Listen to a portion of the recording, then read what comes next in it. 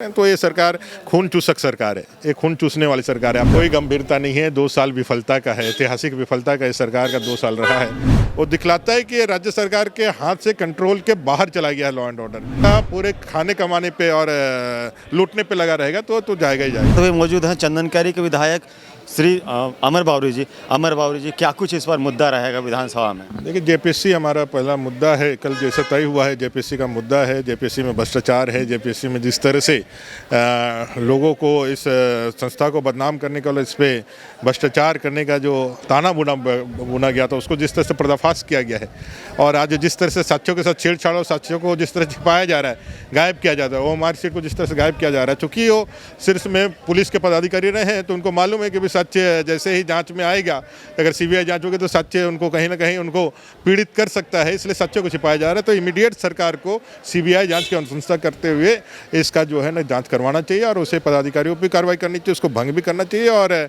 आगे न्याय भी देना चाहिए। जब इसमें मानसून सत्र में नमाज का बड़ा मुद्दा रहा था, समिति बनी, रिपोर्ट नहीं आया, दोबारा सत्र की शुरुआत हो गई, इस पर क्या कुछ होना? रिपोर्ट का इंतजार हम लोग कर रहे हैं, और निश्चित रूप से सवाल रहेगा, सरकार क्या जवाब देती है उस सवाल के जवाब में उसको देखेंगे, फिर आगे की रणनीति तय होगी, हमारे नेता और सब लोग मिलकर तय करेंगे।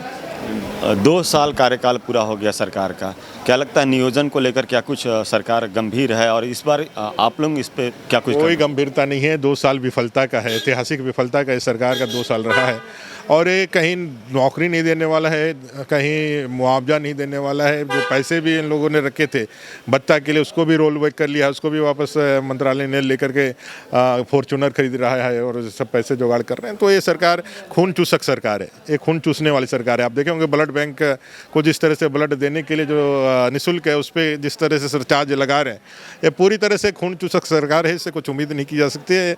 उम्मीद इतनी ही है कि भाई जल्दी से जल्दी चुनाव 2024 आए, और इस सरकार के जो भाग्य है वो जनता लिख करके इसको अरब सागर में वापस भेज दे। सर, अंतिम सवाल है सर, भाजपा के जो कार्यकर्ता हैं, चाहे नेता, उन पर लगातार हमला भी हो रहा है। कल भी एक रांची में एक मामला आया जो विश्व हिंदू परिषद के कार्यकर्ता थे, इसको कैसे ले रहे हैं? ये पूरे देश के अंदर ऐसे मामले हैं जहाँ पे भी भारतीय जनता पार्टी से सीधे, ना बौद्धिक रूप से, ना वैचारिक रूप से, ना पार्टी के रूप से जब लोग नहीं इसको टेकल कर पा रहे हैं, जब नहीं इस पर कर पा रहे हैं, तो चाहे बंगाल हो, पश्चिम बंगाल हो, केरल हो, चाहे फिर अपना झारखंड, उसी क्षेत्र में चल पड़ा है, और राजनीतिक हत्याएं हो रही है, लगातार हो रही है। हमारे ऊपर केसेस किए जा रहे हैं टारगेट करके, और आपने देखा होगा पिछले बजट सत्र में मैंने इस विषय को उठाया था कि भाई टारगेटेड केसेस किए जा रहे हैं, अपने लोगों पे केस करके उनको जेल में डाला जा रहा है, डराया जा रहा है, यहाँ तक कि पत्रकारों को भी जेल में डाला जा रहा है।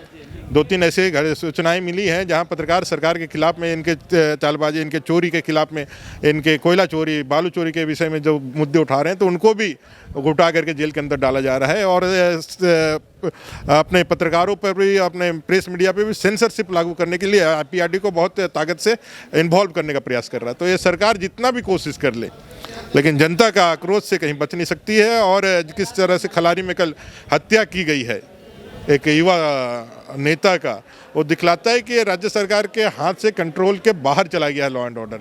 और क्यों नहीं हाथ से कंट्रोल लॉ ऑर्डर बाहर जाए, जब वो सत्ता पूरे खाने कमाने पे और लूटने पे लगा रहेगा तो जाएगा ही जाएगा।